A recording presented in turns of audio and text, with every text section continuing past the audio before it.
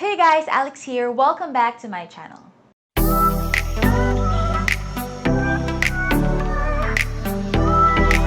Is buying a company-owned property vatable or not? Well, it depends. If the property is owned by a corporation that is engaged in real estate with a gross income of over 3 million per year and the property is a house or condo above 3.199200 or a lot above 1.9,119,500 pesos, then yes, it is vatable.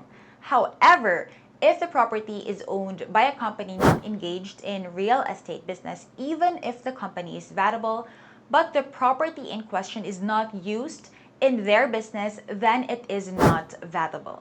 So this can be a little tricky though, because you have to prove to BIR that it is not in fact used for business. So you will have to submit requirements to prove this, and an examiner from BIR will check the property to verify that it is not used in the ordinary course of business or trade.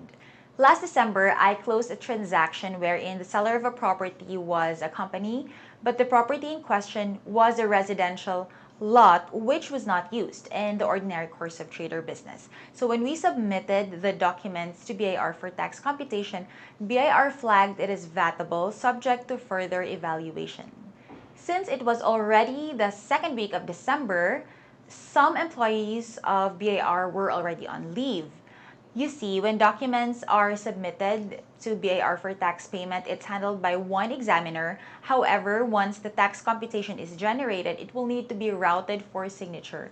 Once all the signatories have signed, then the buyer or the seller can then pay the CGT and documentary stamps tax at any BIR accredited bank. Payment needs to either be in cash or manager's check. They don't accept personal checks.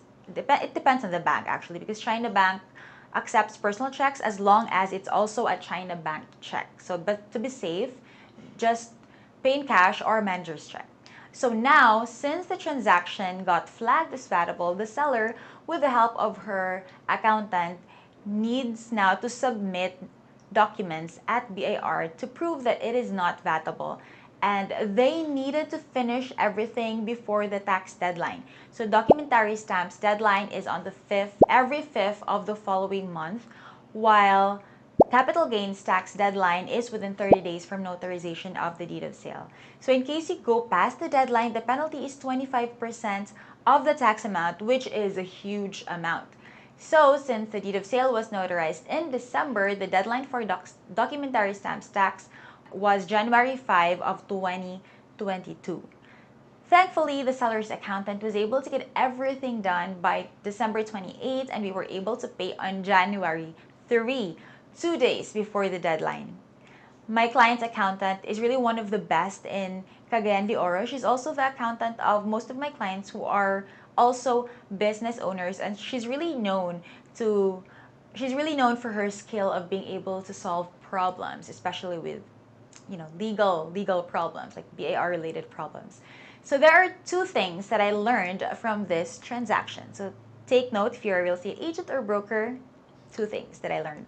First, don't close a deal in December because people are so busy during this time, and most employees are already on vacation mode starting on the second week of December. Some are already on vacation leave. So since tax payment has a deadline, it will just give you unnecessary stress because you have to finish it before the deadline. So you can maybe do a contract to sell, a reservation agreement for December, but as for the deed of sale, have it notarized on January.